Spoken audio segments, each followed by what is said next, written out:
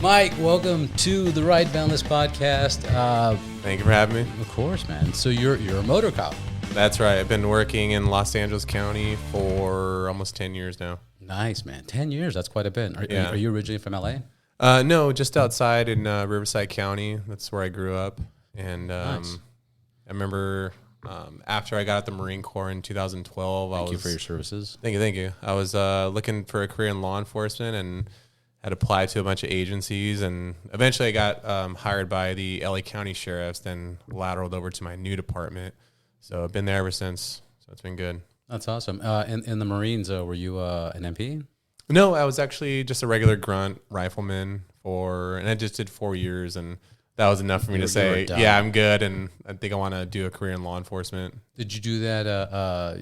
It's something you want to do, your family pushed or anything, or it was just like... It was something that I wanted to do from like a young age, like probably as young as like maybe 5 or 8. I just wanted to be in the military. Yeah. Then once you get older, I started to figure out, okay, what's the Army like? What's the Marines like? And I think the Marines were a good fit for me. So I did that right out of high school. So. What were the, I'm just curious, what were you looking in the difference of each military branch? I don't know. I think just at the time, probably just talking with different recruiters. The Marines probably like the hardest. Like, hardcore. We going first. Yeah, it was Air Force dorks. I'm kidding. It was all about that. So and I remember just talking with the Marine recruiters. They were cool, and then I just kind of saw a good fit for me. Just going into infantry, which was crazy at the time, but times have changed, huh? Oh yeah, they have. And I remember at the time when I had left, a lot of the policies were kind of falling off. So I think I got out at the right time. It was 2012 I got out, and then I would get hired as a police officer in 2014. So nice. Even then was just different times too. So you were, and this might be a goofy question, but the difference between like local police, sheriff, and CHP, like what's LA County police officers are just the county. CHP is obviously the highway. What's sheriff's jurisdictions? Well, the sheriff's, for LA at least, it's all of Los Angeles County. So they'll have, I think there's about 30 different stations within LA County. Yeah. Plus you have the jails. Plus you have the court systems that they operate as well. So that's all ran by the sheriffs. It's all ran by LA sheriffs. It goes as north as Lancaster and as far south as like some parts of Long Beach, because they also run the train stations too. So the sheriffs are everywhere. As the saying goes, the bear goes everywhere. So, yeah, of course. Yes, it's a different dynamic. It's obviously a huge department, the largest sheriff's department in the country. But I wanted to go somewhere else that had a better schedule and then better pay. So it led me to benefits, pay. So you want something a little bit more private. Right. So it led me to my current agency that I'm with now. So I'm glad I made the move. But I still have a lot of friends and family that still work for the sheriff's department. So I kind of have like a good understanding of how it works still to this day. So. You have your connections. When you became, because you're a motor cop, do you apply to a police officer and check the motor cop box and say, I want to be a motor cop, or what's the process like that? No. So, and I'm being sarcastic on the question, but I would like to know that. So when I was at LA Sheriff's, I was already looking to see what I was going to do. And ultimately I looked at the requirements to be a motor at LA County Sheriff's. And I know you needed like 2 years as a patrol deputy, and a lot of other requirements, traffic related. So you had to take like courses and stuff, and they want you like, well checked off. So when I had lateraled, I went to my new agency and I started to ask around like, hey, how do you like being a motor cop? I would talk to all the motors, and their response was always the same. It's the best job in the world. Try and apply and put your hat in. So I remember the first time around, the only requirement you needed was to be on patrol for a minimum of a year, and you have to have your M1 license by the time you go to motor school. Yep. So, and you have to have, good rankings and all that stuff, like make sure you're good with your supervisors and your peers that you work with and stuff. And they also look at your work productivity too. They want to know, because obviously when you become a motor, like your main job is traffic enforcement, traffic education and stuff. Yep. So they want to make sure you're writing tickets and taking collision reports, and you're just wanting to push yourself. So, I put my name in the hat the first time, didn't get selected. It actually went to three other potential officers that were better than me at the time. So I wasn't like at the time. Yeah. So just for the record. So I wasn't, upset about that. They were good cops and they went to be good motor cops. The second time around I got it. But in between time I was taking, basic accident investigation, commercial vehicle enforcement. I was like, hey, I'm going to get my M1. I even bought my own police motorcycle just to kind of practice a little bit. And ultimately I got selected, which was in 2021. So then I would go on to motor school at California Highway Patrol's motor school, nice. Which in the world of motor cops, like if you go to CHP, it's kind of like the top. Yeah, that's like the top school. It's a good, because it's not even really a school. It's more like an evaluation. Like you kind of have to already go in there being like a good rider. Now they're just evaluating you on their testing process and how they test their motor officers, because it's a very stressful school and the attrition rate is pretty high. Like if you go in with 10 officers, that's a good chance that only half will pass. Wow. Yeah, so it's pretty tough. And that's like the top of the top, the cream of the crop. Yeah, so when you like tell people, like when we talk, oh, what motor school did you go to? They're like, oh, some guys went to Anaheim, some guys went to, LA. Kidding. But when they're like, oh, you went to CHP, they're like, oh shit, like, That's a tough, yeah. Yeah, so it's cool. I'm glad. Now, how long is that training for? It's 80 hours. 80 hours. Yeah, so you start on a Monday and you go to Saturday. And then the following week, it's Monday through Friday. But, I mean, it's just every day you're riding, like, from 7 all the way to 4 p.m. Intense. And you're just fucking beat at the end of the day, just riding all day. But if I can go back, I would go back in a heartbeat. It was so much fun. Yeah, it sounds stressful, like fun. But it was a lot of fun. I liked it. And a true honor to complete it and finish it. Yeah, especially for, me now. It's a small agency guy. Yeah. You go to like that school. It's very professional. It's I'm proud to say I went there. So. Yeah. That's amazing. Mm-hmm. How stressful? I've mentioned Quinn Redeker many times on my podcast. The first time I interviewed him and we talked about being a moto cop, it was like, there's so much going on. There's like you're looking for traffic, infractions. Then it's like, all right, I'm going to stop this car, but before I turn on my siren, do I have space with the car behind me, the car next to me? If he pulls over, did I put the kickstand down? And, is there oncoming traffic? And where's my gun? If they start shooting, where do I hide? Like, give me your version of that. Yeah, it's definitely a learning process, because when my instructor, as soon as I graduated, I had to ride with him for 2 weeks. Yeah. So he's basically riding behind me, but he's just watching me to see how I, do traffic stops. And after every traffic stop, he would give me pointers or give me some advice and stuff. And then we would do long rides. But yeah, you have to basically, at first you're just learning how to ride the motorcycle in school and stuff. Now you got to look at the controls on the BMW, which there's buttons everywhere. Now you're having to manipulate the button to talk to dispatch, activate your lights and sirens. Now you have to kind of look for violations, and which then it's kind of like, okay, well, I'll stop this guy for, whatever the case is. Yeah, expired registration. Yeah, now you have to pull him over. Now, do I want him to stop right on the shoulder right here with traffic behind me? Heck no, you wait for him to pull over to the right out of traffic where it's safer. And now you have to be that officer. Dismounts, you got to look at traffic behind you, and now you have to approach the vehicle. Keep in mind you're still keeping officer safety and contact the driver. So there's a lot of things to do.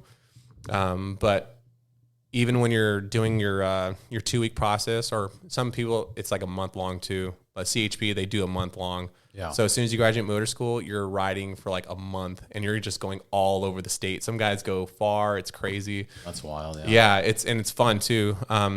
But even after that, you'll develop your own style. So your CMTO will tell you, hey, yeah, he's good. You're full to go 10-8 as a motor, and you're by yourself now. So even then, it's just a learning process. And it probably takes maybe, I would say, a couple months to where you're kind of getting the feel for things. And like 4 or 6 months. You're comfortable with yourself, and you're comfortable with the motorcycle and everything like that. Surroundings and everything else. Yeah. Because the big surprise, like I kind of expected most of that. Did you put your kickstand in properly? This, that. Blah, yeah. Because man, I remember one time, or actually even a few times, even just recently, I was pulling over a car just off of Sunset, and the street is like concave like this. And I'm like, man, I have to like practically back up to the curb just to avoid dropping the motorcycle. Yeah. Then I approached the driver and I'm like, all right, sorry, it took so long. Yeah. And you don't even get to like, like when you're pulling somebody over, you don't even get that chance of like, where are you putting your feet? You're almost at a disadvantage too. Big time. Because a car, you can just park it, get out real quick, dismount. Sometimes you have to just find that area, or hell, I'll even pull over on a sidewalk if it's, a flat surface and I don't have to worry about anything. So yeah, it's just, you got to adjust on the fly, and you got to just. Yeah, like all that stuff, I could imagine that or kind of like figure it out. But the one that threw me off that I was surprised too was, you also gotta look around, because when you turn on that siren, people flip out. So some people's reactions to brake, some people's reactions to, Oh yeah, so forget It's like, all right, I'm gonna pull this over, but what's going on behind me? What's going on next to me? Oh shit, Yeah, people literally just stop like in the lanes. They don't pull over to the right anymore. It's just insane. So you just gotta be really careful out there. So yeah, man, it's super risky. Would you say it's the riskiest cop position? Absolutely. I will argue that with anybody. It is the most dangerous job within law enforcement, because more dangerous than being in a bad neighborhood as a police officer. As a police officer, because every time you sit on that saddle, every time you ride, every time you ride, you're pretty much like at risk of getting killed, seriously injured in a crash or what have you on a motorcycle. At least when you're in a car, now you're protected. You have a seatbelt on, airbags to protect you. I mean, if you get hit, you're going to get hurt. And I've been tagged twice on duty. I hate to say it, but tag meaning I've been in an accident or a collision, basically. Front, back, rear. So my first one, this was probably a year after motor school. And I think the statistics actually show too, you're more likely to get into a on-duty collision as a motor cop within the first 2 years. Like it's like a 78% chance. I think that's what the numbers were last I checked. And I was right within that. So I was going to a carjacking that had just occurred, and my partner was behind the car. So they asked for a back. I hopped on. So I'm rolling code 3 down Wilshire, and it's all stop traffic eastbound, and I'm in the westbound number 1 lane. And a car just pops out in a side street right in front of my lane. And I remember going probably, I would think I was like 50 miles an hour, maybe a little faster. The only thing I had time to do was to just veer off to the right a little bit. And that car, I ended up hitting like the front hood area, front wheel. And I just got ejected off. I did like a full-on backflip or somersault over, landed on my back. Oh my God. I ended up shattering my wrist. My right wrist, shattered it. And I was just bruised everywhere. I woke up in the hospital, my arm's hanging. You blacked out? Yeah, I blacked out. I remember seeing a few people on scene, but I think the way to the hospital, I blacked out. And I was out for like 14 months. Yikes. Recovering. And yeah, that was just a real shit show, because my doctor had looked at my wrist. I had the plate in there after surgery. That's your throttle wrist too. Yeah, and he was like, "Hey, you got to prepare for the fact that you'll probably never ride again." And that was like, dick. Why would he say that? No, well, because he was like, your wrist might not gain the mobility back, so he's like, prepare for that. So I wasn't even like worried about my career as a cop anymore. I was just like, man, I can never ride a motorcycle, because at that point I had like loved it so much, just becoming a motor. And so I worked really hard while I was off duty, just trying to get my strength back and get mobility back in the wrist and stuff. Ended up having another surgery the following February on my knee for like a MCL meniscus tear. And then I ended up coming back full duty in September. And then that's when I had pushed to go to a motorcycle competition. This was... we're going to jump into. Yeah. So I had pushed to go to one. I went to it, but I had just been 10-8 for probably 2 weeks after injury. Oh. So I didn't do too well at that competition. Yeah. Well, you did it still, which is impressive. Yeah. So this was the Southern California Traffic Officers Association Motor Rodeo, which is hosted every year, like around September. Yeah. And it's only 1 day long. It's a 1 day competition, but a lot of motors show up to it because it's on a Wednesday. A lot of officers can justify a training day. So over like 250 motors will show up on average to this competition every year. Yeah. And it's a good turnout. The nonprofit that runs it, the SOTOA, they benefit motor officers and their families if they're ever killed in line of duty or injured. So after my injury, they helped me out. And so that was cool. God bless them. Yeah. And then they helped a buddy of mine out. He had a really bad training accident. And I was like, hey, do you guys help like LA County motors? Because he was from LA County.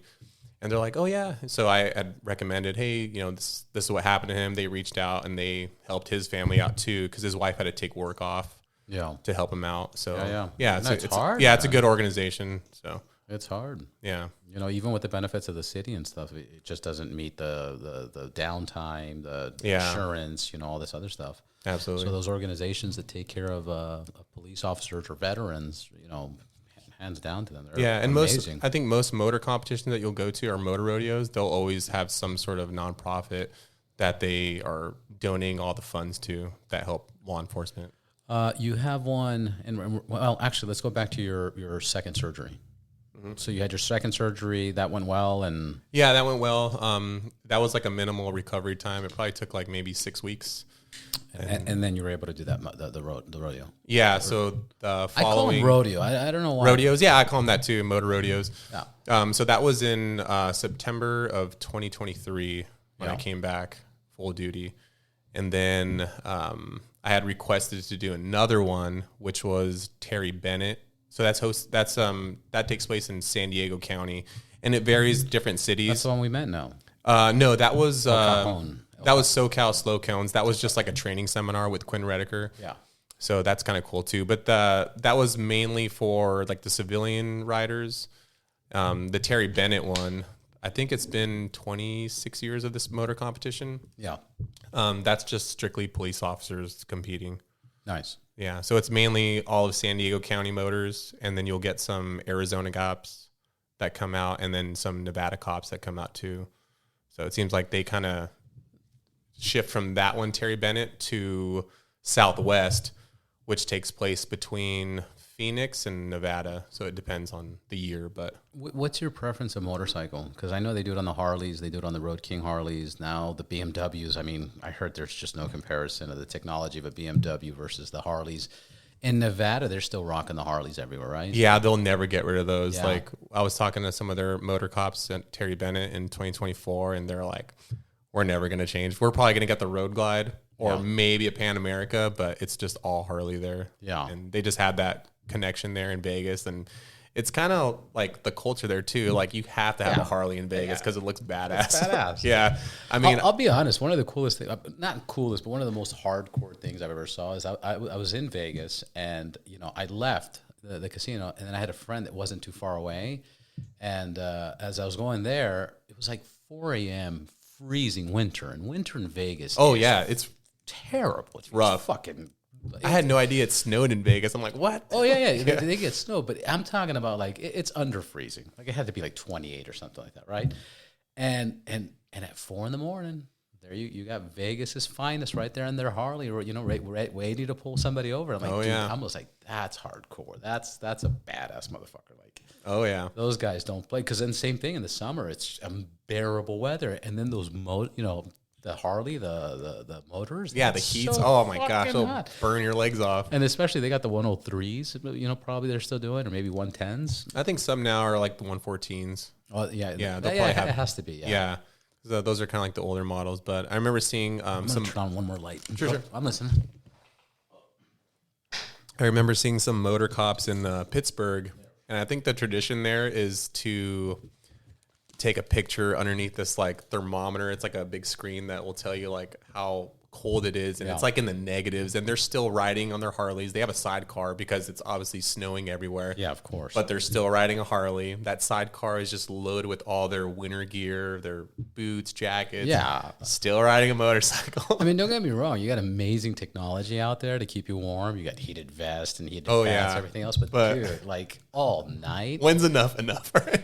And then the simple thought of like, which is another thing that motor cops have to worry about. When you pull somebody over, it's like, dude, if you jump out of the car and I have to run after you, like, fuck. Oh no, I'm not running. I'll catch you later, or I'll put out some radio traffic, but I'm not chasing you. Yeah, that's insane. That's gnarly. But your preference, of bike, Harley or BMW? I like the BMW, but for competition purposes, I like to ride a BMW. But if you were to tell me, hey, which bike do you want to ride, like out in the city, I would definitely choose the Road Glide.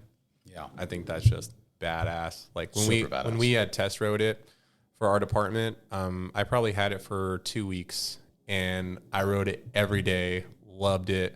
Took it home a few times, and I remember seeing the reactions of people in the city.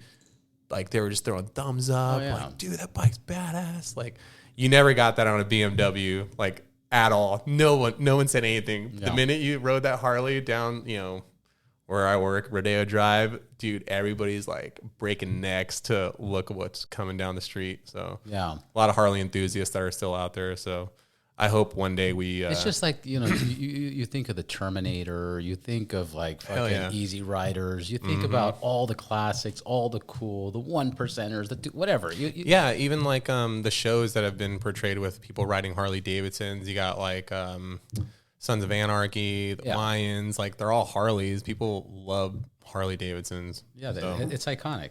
Yeah, it's iconic, and then quick shout out to Matt Laidlaw. They have Laidlaw's Harley Davidson. He's been making he makes the best YouTube videos. Oh yeah, those are the best YouTube reviews for Harley ever. He's amazing. And I was just watching one right now, and I'm like, dude, all the technology they got going on right now is amazing. And it's like finally you're doing this, Harley Davidson. But yeah, I mean it's good that they are, but that tech now for the new street glides, the new road glides. That tech should have came out like 5 years ago. Dude, it should have come out like 10 years ago. 10 years ago. On, like I used to work for Harley back in like 2007, 2008. Yeah. And I think it was 2008 or 9, they barely changed the frame. And they hadn't changed the frame in like 20-something years. Yeah. Then like a year later that year, they brought in ABS. I'm like, you should have had ABS a long time ago. Oh, yeah. Because when you look at the older BMW police models, I mean, even like the 2013 models were like even light years ahead of like probably maybe like a 2018 Harley police motorcycle. Oh, for sure. So I'm like, you got to keep up to your competitors. Like you got to listen to cops that say like, hey, we need this, we need that. I don't know what they're doing there, but even the 2024 Road Glide that I tested out, it still had halogen light bulbs for turn signals. Yeah, like, it didn't have a screen for anything. I was just kind of like, man, I like it, but I would probably throw some money to upgrade it myself just to make it Which better. Is what everybody does. Yeah, but what everybody does. For police officer, I don't know if you can, but I would have totally recommended like, hey, yeah, we need to upgrade all these just to make it modernized and make it better. But what's the deal with Clearwaters? Because I'm seeing Clearwaters on all police bikes. Yeah, and I didn't see that 4 years ago. I think from my understanding, in 2019, Michigan. Sorry, 1 second. And by the way, Clearwaters is one of the best, lighting. Auxiliary lighting in the market, period. I mean, their tech is amazing. They're expensive, but it's well worth it. It lasts forever. They have different sizes. I used to have the Dixies, which are the 5.5, which was like 10,000 lumens. Jesus lens. Yeah, dude. We got a hookup because we had like 5 BMWs and they hooked it up. But anyways. Sweet. Yep. Yeah, so in 2019, Michigan State PD did a study about motorcycle collisions, and basically they found a difference that motorcycles with these yellow visible lights on their motorcycles were more likely to be seen at intersections, which is where most of the motorcycle collisions happen. Yeah. So that's where that came from. And I think since then you started to see more and more police agencies adopt those Clearwater, those yellow lights, because when you look at motorcycles coming down the road, I don't really notice like the LEDs anymore. Like there's the normal lights, white lights. I notice those yellow lights now, and you're starting to see more and more of the performance bagger scene. They'll have like the Baja designs with the yellow and the white, or just like all yellow lights. Like I noticed those lights way more. So it is a safety feature for any rider that is getting a new motorcycle. Definitely put those either those two little yellow lights, any sort of auxiliary lights, because a lot of companies make them. Yeah. Clearwater, Baja Designs, and there's so many off-name brands, but Yeah, of course. Put those on your bike because it's a huge safety upgrade. It's true, because if I think about it myself, there's been many times where I'm just like driving a car, whatever the case is, or a motorcycle, and I'll see like a vehicle behind me, and I'll be like, dude, this guy has like a headlight out, and then it passes me. It's a motorcycle because it's nighttime. Yeah. And I'm like, oh, that was a motorcycle. And you're right, when they have those, the two lights, the fog lamps, whatever, you could tell from far away it's a bike. Yeah. Same thing. Even that, which I heard there was a study on that too, but the little blue lights they put on the police motorcycles, you can tell from far away. That's a motorcycle cop. What's the study on that? I don't know, but I think that's just to differentiate a vehicle that it's a police motorcycle cop or something. I think the study, I mean, everybody knows that, but I think there was a study.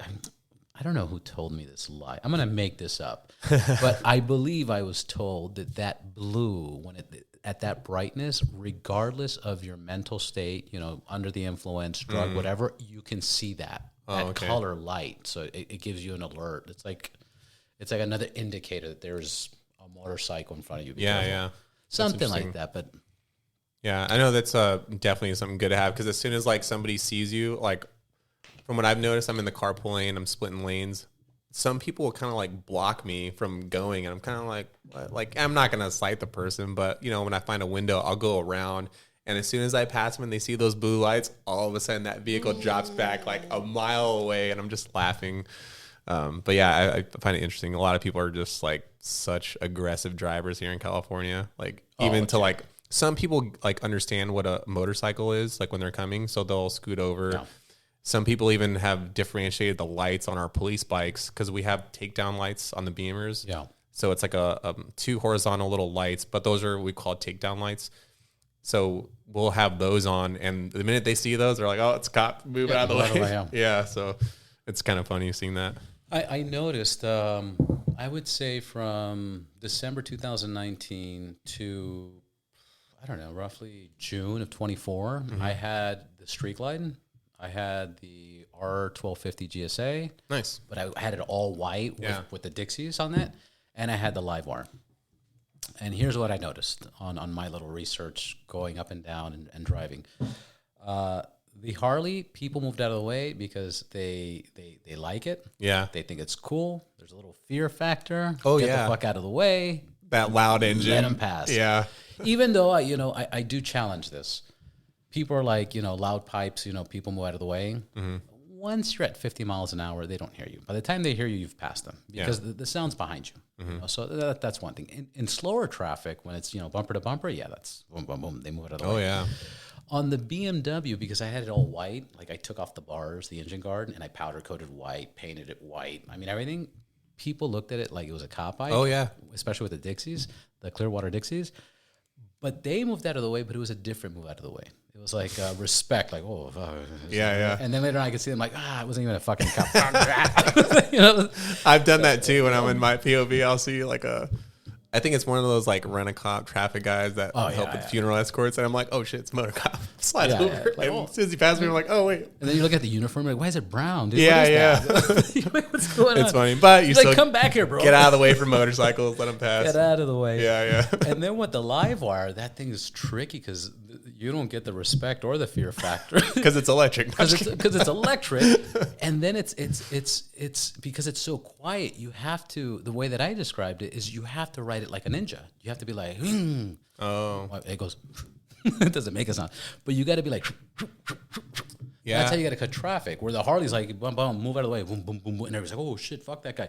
The BMW was like, oh, respect, we're gonna pull over.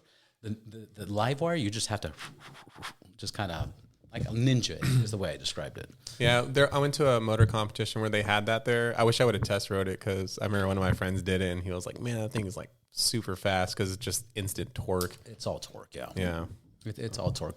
But I'm still not sold on the electric world yet. Look, I'll tell you, this happens with the cars, and it's more so on the electric bikes that range anxiety is a real thing. Like it's terrifying. And the difference with range anxiety on a motorcycle is that all of a sudden you're not even paying attention to the road. Like you're looking at your range. Like you're doing one of these. You're like, what the fuck? Like I had 35%. Why is it 25? What? I don't even. And it's such a distraction that it's not comfortable riding anymore. It becomes uncomfortable. Yeah. I mean, you have range anxiety, and now you're not paying attention to the road. That was my and I had it. I think for 8 months. It was I had another unit here, and it was a bigger unit. I had it inside my unit. You know, I had the live wire inside the unit. What I wanted to do is because I didn't enjoy riding it. Yeah. You know, like when I got rid of the R1250 GSA, I bought it with 2-3 miles, and I put I think it was like 32,000 within the few years, and then on the Harley it was like roughly 22,000. On the live wire, I don't even think I made it to 2,000 miles. So when I had it in my living room, I wanted to make like a little arm and put a lampshade on it, and just, like look at this lamp. Yeah, You know, like, that's this is an bad. expensive lamp. Yeah. That's funny. How did you get into riding? So when I was 13, we had bought dirt bikes, and so my two brothers and I, we started riding dirt bikes. That was really fun.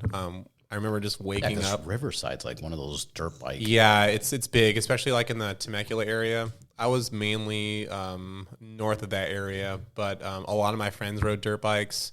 We would all ride together, and it was just one of those times where we can just ride on surface streets and nobody would care, just because the area that I lived was just kind of like rural, and we would ride all the time. So that probably lasted for probably like a year, and then we got heavy into sports like football and stuff. So I wouldn't get back on a motorcycle until I was 27, and this was after I had graduated the academy. I'm, all right, making some good money. I'm gonna buy a Harley. Yeah. So my first Harley was a 2006 Police Road King. Put some 8 hanger bars on that thing, and it was just all black. But I had just had my permit. I didn't know anything about motorcycle training whatsoever. So the way I rode that dirt bike was kind of like how I rode the Harley a little bit. Yeah. So I had like zero training. Like, I think I only rode on the freeway like maybe 2 times. Yeah. And I'm kind of glad I did, because I probably would end up dead. Yeah, for sure. So I only rode it maybe like maybe 20 times at most. Then I ended up selling it. Then fast forward, it's 2021. I become a motor cop, and now I'm basically hopping on a BMW that I bought, and then also getting trained on another BMW. So I kind of had to relearn everything, and I kind of had a good understanding of like how to ride. The way police officers ride is just completely different. Yeah. Because it's all about slow speed stuff, and it's all about technique.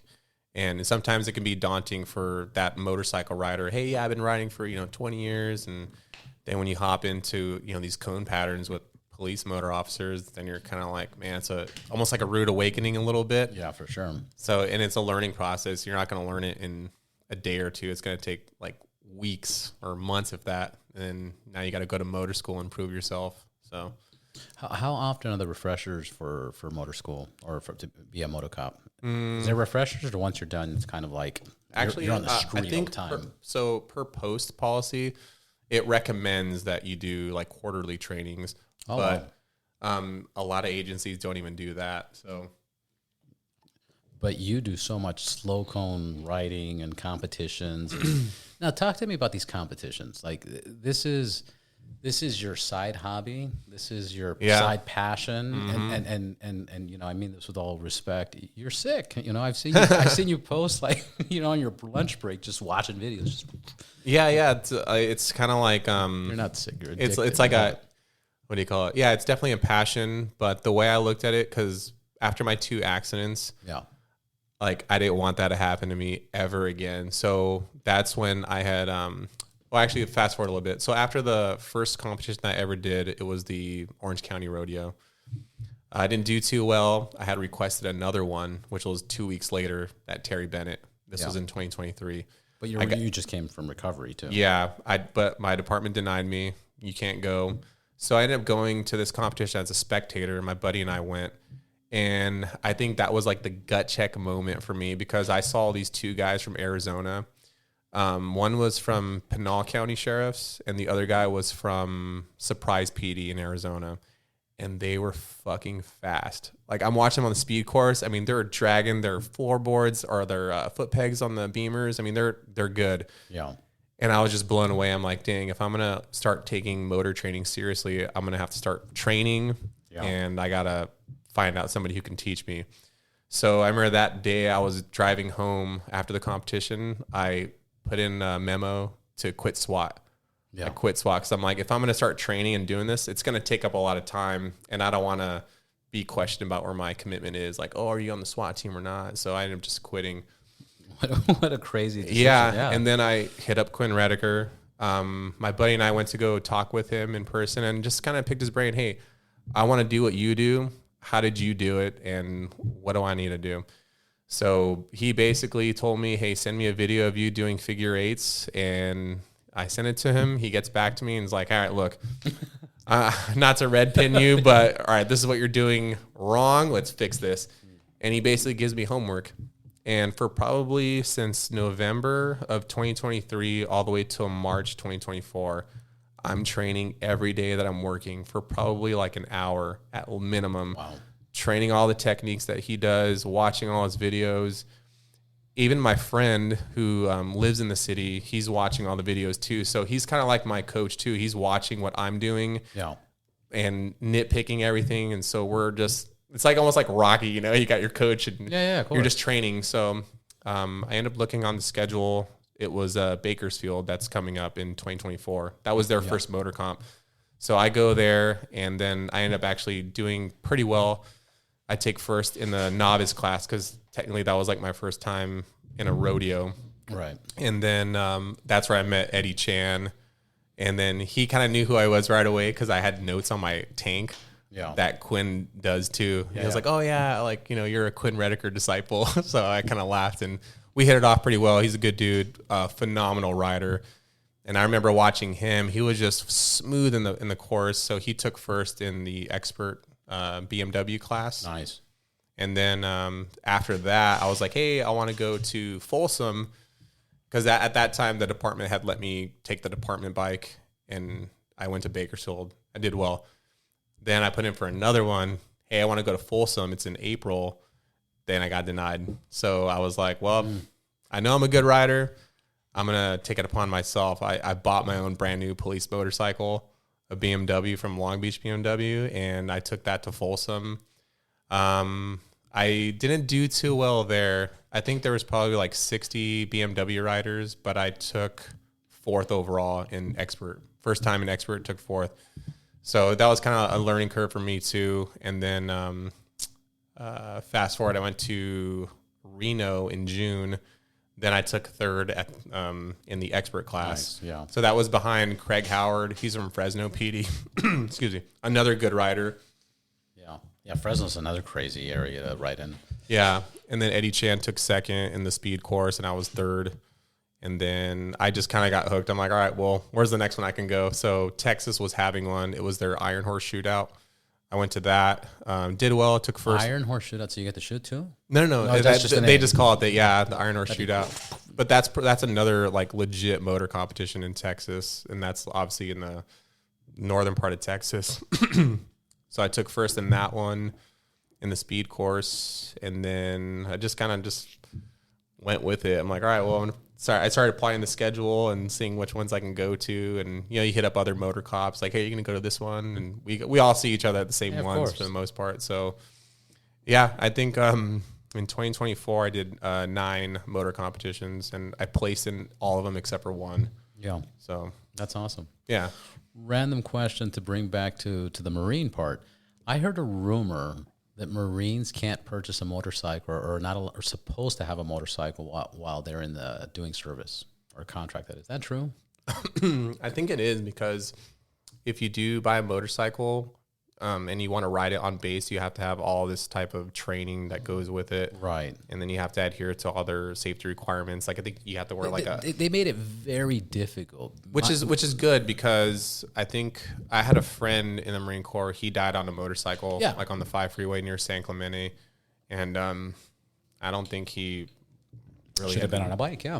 Yeah. And I believe that's what it was. My brother, whatever, because there's the whole Marines and whatever. He was in the Navy. He was on the USS Abraham Lincoln. I'd go visit him a lot. And that's where somebody told me that the Marines can't have motorcycles because they were killing themselves in motorcycle crashes than, anything else. It was like a very high. So they made it very difficult, almost to like it's impossible to get a motorcycle license. Oh yeah, on a motorcycle. I believe it because I mean, yeah, the fatalities are probably high at the time. I mean, you got these 18, 19, 12-year-old, 20-year-old, kids that are Marines. Hoorah, hoorah, and they just want to get some adrenaline going and do it. But yeah, I think now they have to have a lot of like safety requirements. You have to have training so often, which is good. And I think it should be like that even for everybody else too, because some guys, I think I saw that podcast with Matt Laidlaw and that NYPD motor cop, Robert Simmons. I didn't see Be that the one. Boss of Your Own Motorcycle. Yeah.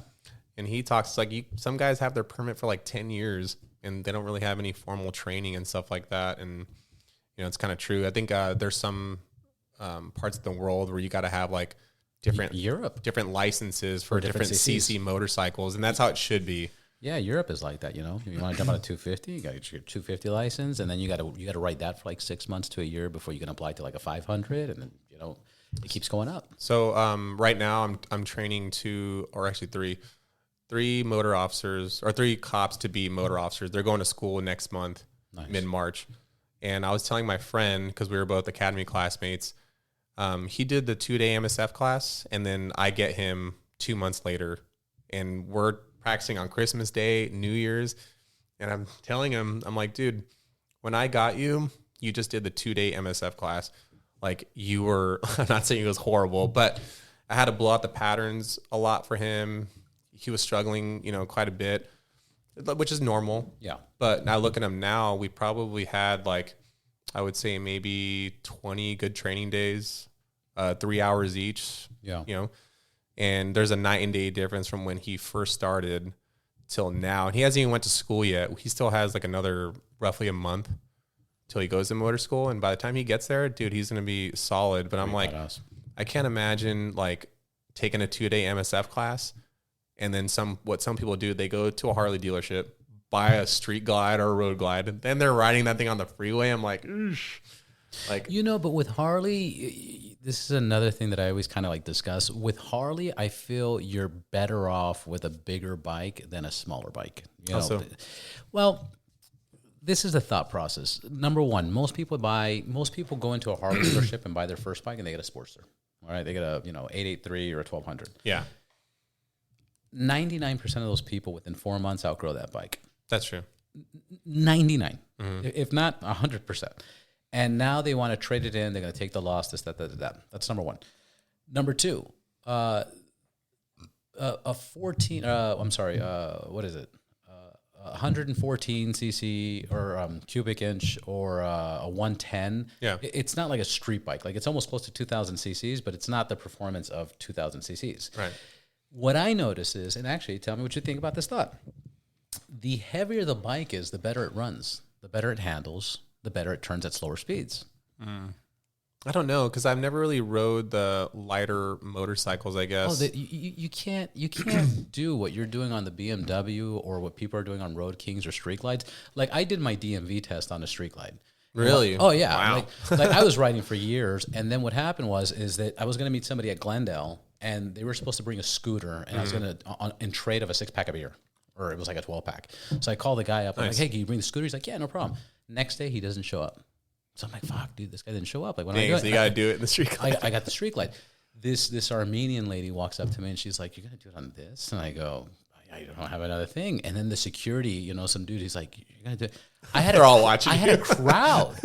They're like, and the lady tells me, I've had, bikers come here that are like 6'3", beards all tatted up. They come in scooters. Are you sure you want to try it on this? And I go, yeah, I'll try it on this. And anyways, I did it. Once I did the first circle and the little 8, I did it. Everybody walked away like, oh, this guy's got it, right? Good.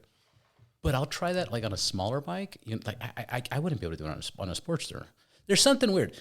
I can maneuver my Street Glide or even an Ultra. Like I used to help out with Eagle Riders, and then every time they had like a tourist from China or something like that, all the employees would grab a person, put them on the back of the bike, and we would do this little turnaround. And I could take these turns crazy on the Ultras or Road Glides or Street Glides that I can't do on the smaller bikes because of the center balance or that is true. The Harley Road King electric glide or the Street Glide, and the Road King, they're just the low center of gravity that they have, and they're just... You just hold the brake down, the rear brake, and then give it gas, and you could just stay in this position like all day, like with almost zero effort after you get the hang of it and you learn how to ride it. So when you see some of the top Harley guys at motor competitions or motor rodeos, dude, they're badass on a Harley. I know a guy from Amarillo, PD. His name's Ken Donay. He's badass name. Yeah, dude, he's legit. He'll play for keeps. Like, he hates to lose. Like, if he comes in second or third, hates it. He's all about getting first place, and I think he has like over 100 first place trophies like over the years because he's kind of an older guy. What's the saying? If you ain't first, you're last. You're last. Yeah. He's one of those guys. But dude, when I was at Iron Horse, so my second time that I got was a good time. I think it was like 1:18 or something. Yeah. He was on a Road King, and he got just 2 seconds slower than me on a Road King. Oh, so there's a lot of good guys out there that can throw around a Harley very well, and they'll beat practically most people on a BMW. And this is what I mean. The things that I've seen, the Road Kings or these bikes that we're talking about, compared to, the Dynas or anything else, there's no comparison. Yeah. So that's fact number one that I've witnessed and seen and I've done.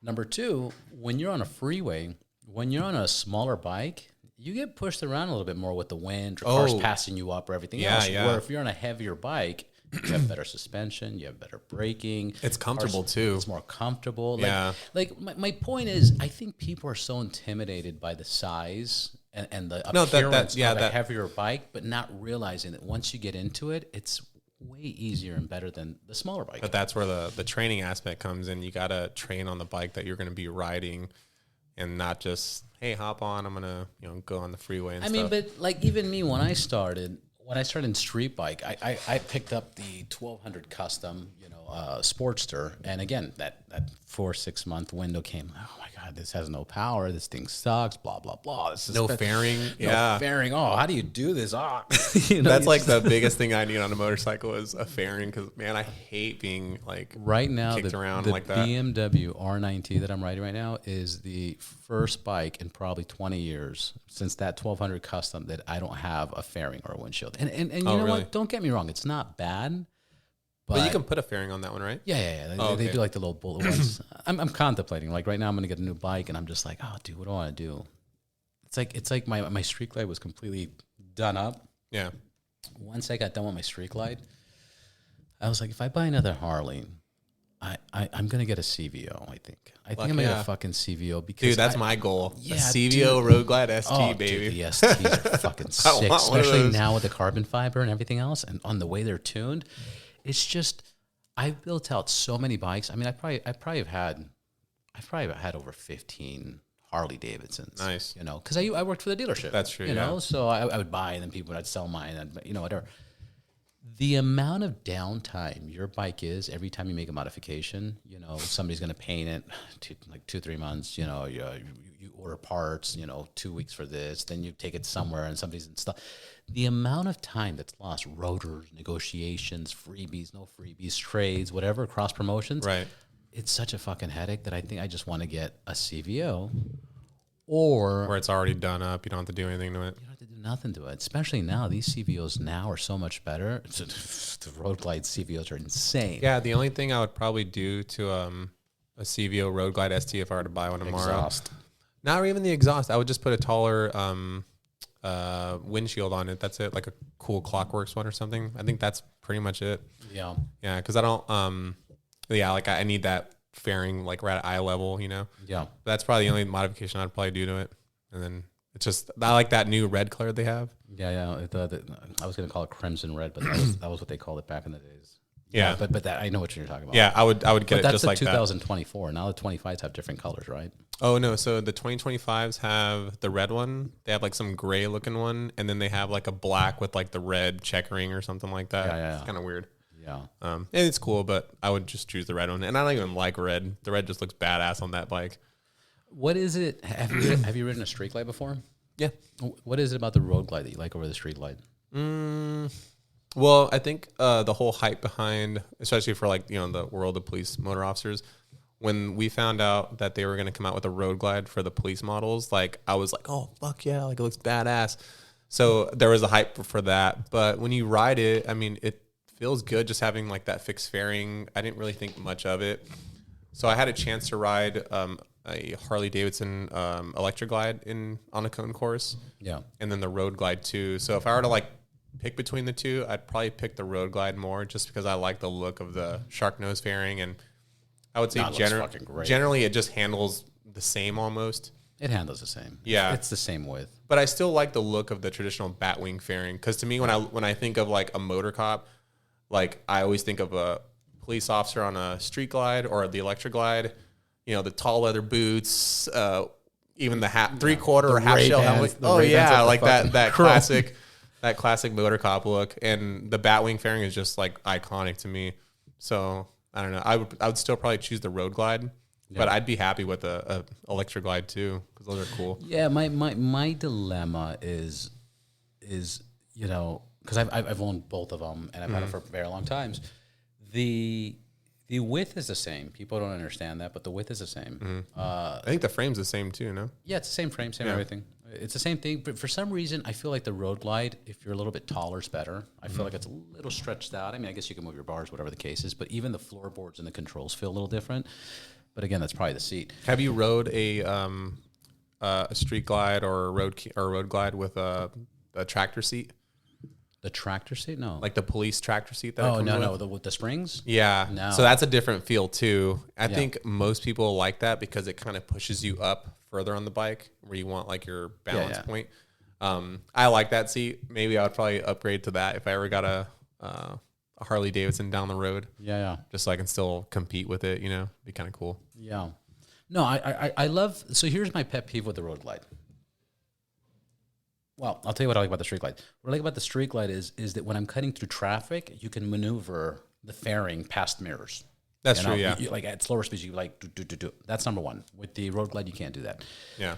Number two, you said you would have to get the higher windshield. You definitely have to get the higher windshield, even though it looks cooler with the smaller windshield, because you have this huge fairing, and with the stock fairing that it has, it's almost impossible to ride the bike without a full face helmet, which everybody's doing anyways, which is great. Yeah. But you'd be surprised that once you hit like 40, 50 miles an hour, you can't hear your radio. It's like all that, other than the look, it's like almost useless, if it makes sense. Oh, okay. You know, that's my thing. But I mean, the customizations that are available for the Road Glides are so sick right now. It's amazing. Oh yeah, there's just so many companies that are building performance parts like nonstop. It's like insane. Open a catalog and just put your finger down. You're gonna get some good parts for it.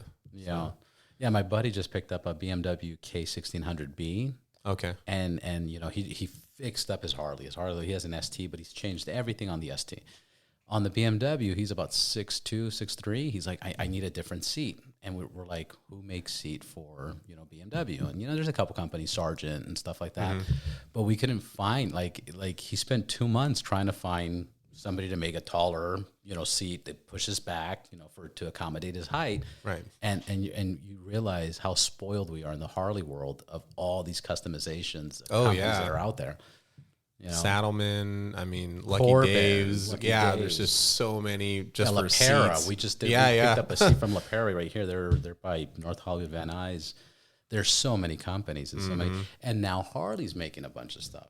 Because back in these days, when I worked for Harley, there was only like a few companies. There was, you know, RMS. They're starting to capitalize on the aftermarket parts because now they're making their own like inverted suspension, their shock reservoirs now. I think, what did they company with? Shoei. Is it Shoei? Oh, okay, yeah. So they're making their own of that. So that's good. I mean, they're finding. They used to have a big deals with Shoei for a while. Well, they're finally listening to their customer base now because, you know, I think that whole performance bagger scene just kind of took over. So now, like, a lot of the models are starting to have those upgrades now, which is what they needed. So yeah, that's good. So you're a moto cop. You're living it up in Southern California. You're doing your competitions. Life's good. What's next? What are the goals for the near future? Sunday I'm leaving for Texas, Round Rock, Texas. That's another motor comp that I'm going to. It's called the Sports Capital of Texas Police Motor Rodeo. It's their second year hosting it. So Quinn Redeker will be there. Eddie Chan will be there. So I think we're the only three from California that are going. So we'll see how that goes. And I think it'll be a good test before Bakersfield again. Yeah. which is March 15th. March 15th, yeah. And then March 15th, Bakersfield. Yeah. It's open to the public? Open to the public, yeah. If you ride, take a ride out, get a 2-hour ride from LA to Bakersfield. 1 hour for me. I'm kidding. Oh, yeah, I'm 1 kidding. hour. Yeah. Yeah, take a look. It's a good time. They put on a good competition last year, had a good time, made a lot of cool friends from, their Bakersfield motor squad. A lot of good riders that are on Harleys at that unit. And even their CHP office, their Bakersfield CHP office, they got some good riders too. Yeah. So it's going to be a good competition. I think you got some guys from Northern California coming down from like Fairfield PD, Fresno probably. Oh, San Jose, they're bringing some guys down. So yeah, this will be the first motor competition in California. So that'll kick off everything. And then after that, I plan to go to Phoenix in April for the Southwest Police Motor Competition. Yeah. Which will be obviously hosted by Phoenix PD. And then you'll see a lot of Arizona agencies and some officers from San Diego PD will be there too. Nice. And then after that, I'm hoping to do Texas again for Grand Prairie, but I'm not quite sure. And then fast forward to July, I'll go back to Iron Horse again. And in September, there's the BMW Motorrad Fest in Tennessee. I'll go to that one. Then Terry Bennett. And I want to say San Francisco is going to have one in October. They didn't have it last year, but I think this year they're going to have it again. Nice. So, yeah, just go to more motor comps, get training, and hopefully if there's, excuse me, anytime different riders hit me up. Like the other day I was training a guy from LAPD. He's going to motor school. And, he had hit me up like, hey, can you like help train me and stuff like that? Just worked on a few things with him. So we'll probably link up again to train. So I'm always willing to help riders out and stuff. It's cool. So, very cool. Yeah. As a motor cop, what do motor cops usually see in motorcycles to pull over a motorcycle that we should be careful about for us motorcycle people? It's probably no plates is probably a big one. Your speed, definitely. I know like when you see a motorcycle well, go ahead. I know you're trying to like probably speed is a huge thing. I would say that's probably the biggest one because we all want to go fast. Yeah. But you're definitely going over the speed limit too. And even I'll have a criteria when I'm pulling people over. Like if you're doing like 15 over, like I'll pull you over. So I would just say, slow down. But license plates, the positioning of license plates, speed. Yeah, speed is probably the biggest one. I've even seen people text while riding a motorcycle. I'm like, are you serious? Yeah. Yeah, you got to just, be safe out there riding.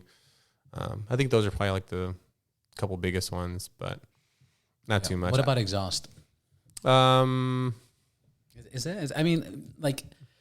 It's a big thing. It's a big thing in my city with loud exhaust. Like you got, high-end vehicles, Lambos, all these, modified tuned vehicles and stuff.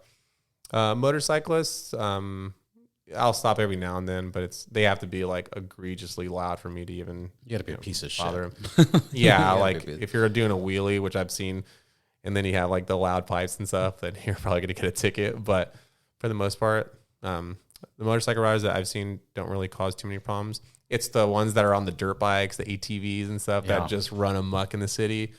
Those are kind of like the big issues that we have. But aside from that, just, slow down and, be safe. That's what I would tell everybody. What's the stupidest thing you've ever seen a motorcyclist do? And you're just like, hey guys, like don't ever do that. Like, the other day, actually, it wasn't too long ago.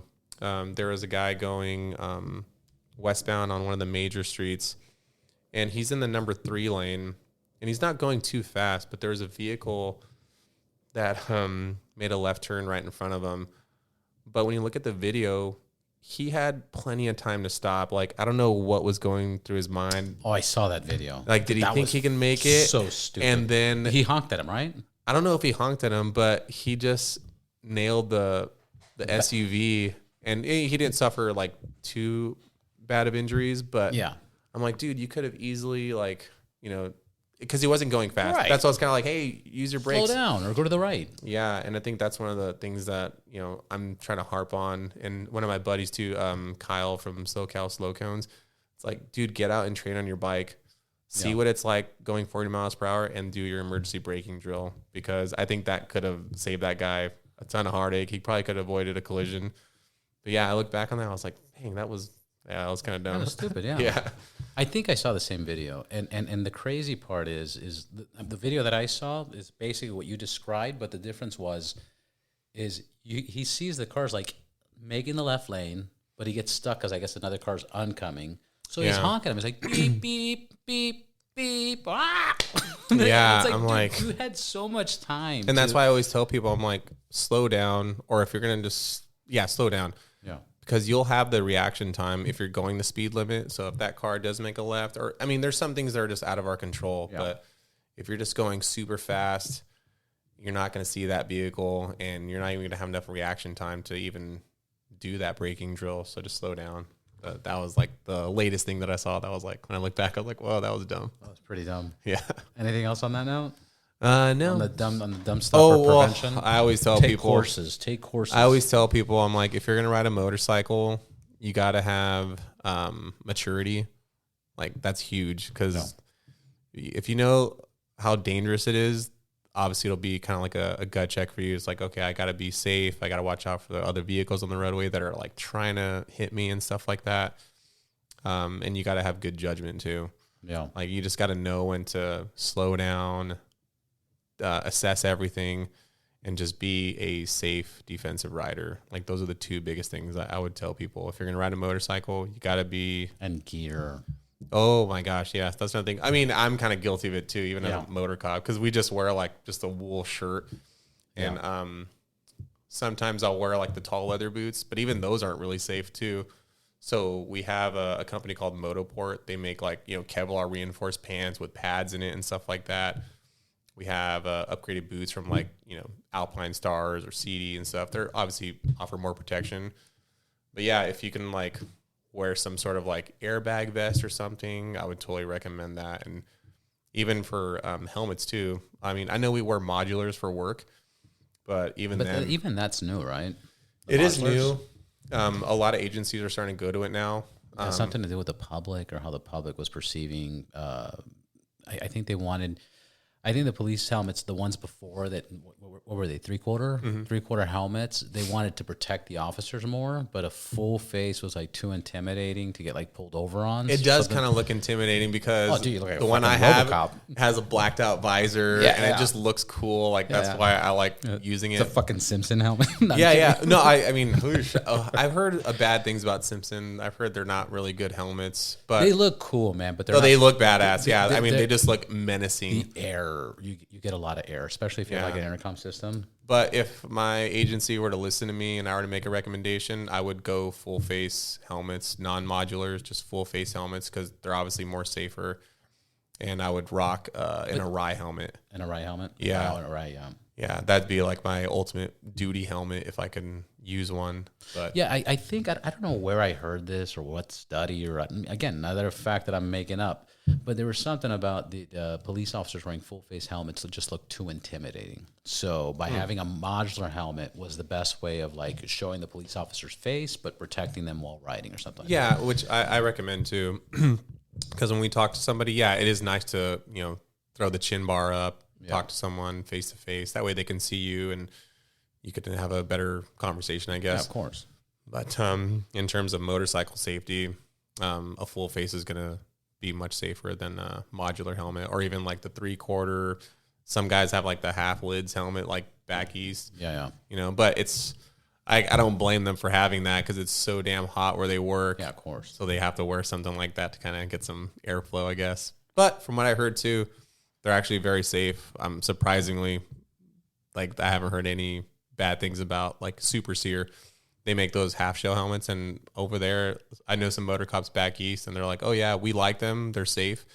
But some guys still like to have the modular helmets, just because if it's cold, they want to have their face protected, Yeah. So yeah, I've been rocking full faces so long, I can't have anything else. I'm just at that point. Yeah. I just got my first one from a competition, the Women's Moto Project one. Yeah. I won an AGV helmet. It's like an entry level one, but I was like, oh, okay, this is cool. I'll take it. Full face, I'll take it. Yeah. But eventually I want to get one of those cool like carbon fiber ones. Yeah. So further down the but line. it's I'm going to bring up one more statistic that it's my statistic. So I wrote a book called Fearless Rider, and it's just basically it's these conversations that I had at the dealership. It's these conversations that I've had on podcast of like, you know, I've seen people save up $5,000, $6,000, $7,000 to buy a motorcycle and then only have like $100 to buy gear. It's like, guys, buy your fucking gear. You got to have $1,000 to $1,500 to buy gear. Wear your boots, wear your gloves, try to have a vest, try to have many things. Take safety courses. I know people that have been riding for 15 years, never taken a safety course. You finally convince them to take one, and they're like, whoa, I didn't know this or that. You know, take safety courses. My statistic is 95% of the people that I've met, accidents that I've seen, 95% of accidents are rider error. Would you agree with that or disagree with that? I would agree with that too, because I feel like a lot of the accidents I see, oh, the car was at fault, but I'm like, look at the way you're riding. You're going like 50 miles per hour. Traffic is practically stopped, and you're splitting lanes, and that vehicle just kind of crosses over.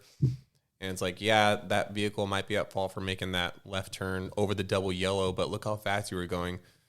Like, there's no reason for it. So, yeah, I would consider that rider error for sure. Yeah, a lot. I mean, again, most accidents that I've seen, like I saw when I worked for Harley years ago, one of the first people that I saw like coming in crutches, I was like, what happened to you, dude? And he was like, well, this fucking SUV was cutting me off, so I cut him off and gave him the finger. And I was like, how did that end up? And he goes, he fucking hit the back tire. And, you know, I was like, you know, it's kind of rider error. You know, yeah, I mean, absolutely. It's terrible, but, you know, yeah. I haven't seen, there's only one accident, to be honest, that I witnessed that it was not the person's fault. We had one of our mechanics, Jeff, and he serviced a motorcycle for a client. And as he was leaving the dealership to do a test ride, somebody makes a U-turn right in front of him, you know, an illegal U-turn to top it off, right in front of him, and he hits. And it was like very dramatic because he was probably in his 50s, but he was on blood thinners.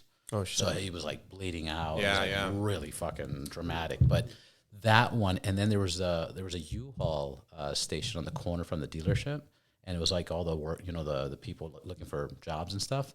They ran into the dealership. They're like, dude, a car like fucking turned in front of Jeff. Like, we knew them. Yeah. And that's like one of the very few accidents. And then there was another one. I was in Monterey County, around Carmel area, and there was a big ride, and there was this one guy, man. I sold him a bike. He was making like $60,000. He had his own company or something, but he was making like $60,000 a month. Nice. You know, older guy, probably 62, 63. And he was controlling the traffic from the back, and a car got really desperate and pushed his way through, hits him, and killed him. Eesh. You know, like, but I've seen many accidents, I've heard many accidents, and I'm like, dude, that could have been preventable.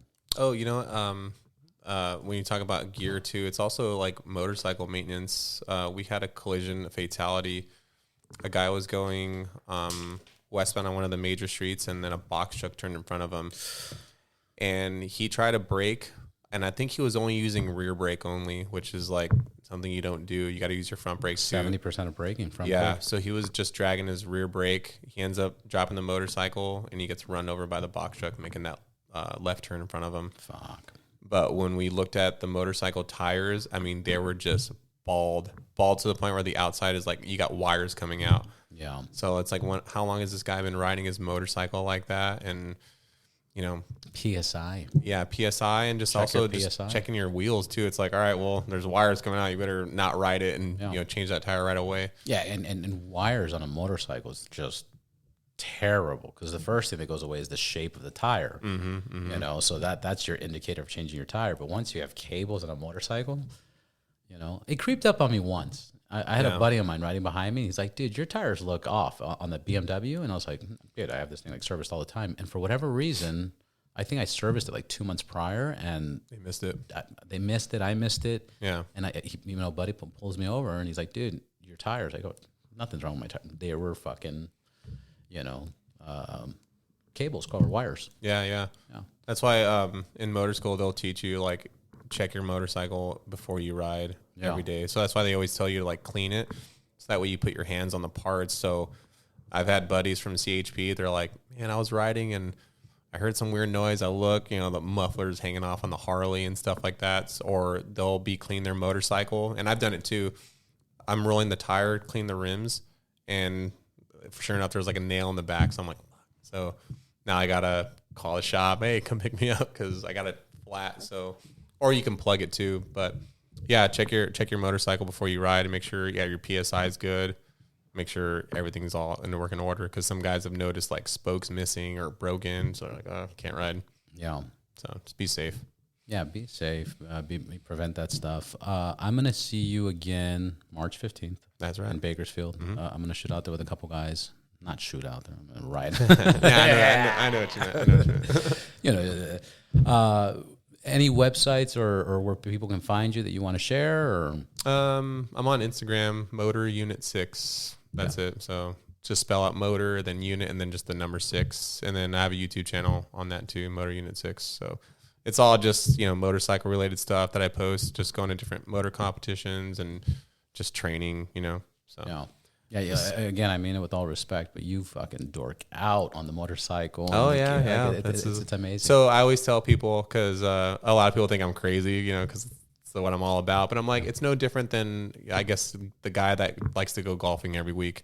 Oh no, for sure. Or the guy that likes to ride his Harley every now and then. But for me, like, this is what I look forward to because I do it. I'm trying to do it at least, hopefully 9 times a year or maybe more.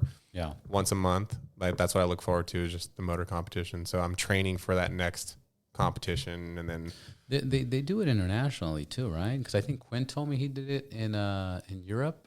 I believe I don't remember on the first interview I did with him. I know he's been to Berlin, Germany, where he put on like a demo for. Well, now he because he's yeah, but I never heard of the international one. The one that I'm trying to go to, but it's just going to be like a lot of money. It's going to be quite a long drive. It's the World Police Fire Games.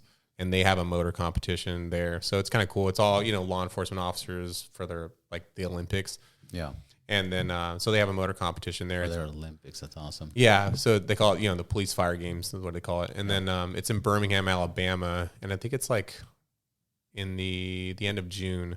So I don't know if I'm going to be able to swing it because it's a long drive. You can do it, dude. It's a lot of money. Don't make excuses. I'm going to see if I can. But if I don't go, it's not a big deal because I think the top riders probably won't be there. Yeah. They'll be at the other competitions that I'm going to. Like for sure, Southwest, that's going to be a huge one. This one next week in Texas, that's going to be a huge one. Bakersfield, huge one. So the World Police Fire Games, I think when you contact a lot of the officers that I know, they're not going to go to that one. So if I don't go, it's not a big deal. I would rather wait for the other local ones. Yeah. Where you're going to see some of the top riders, and that's who I want to compete against. Right on, man. Yeah. Well, hopefully I'll get you back on the podcast. We'll do some more talking, and I'll cover the event on March 15th. Yeah, that'd be cool. Cool, man. Cool Thank you, Mike. Yeah, thank you.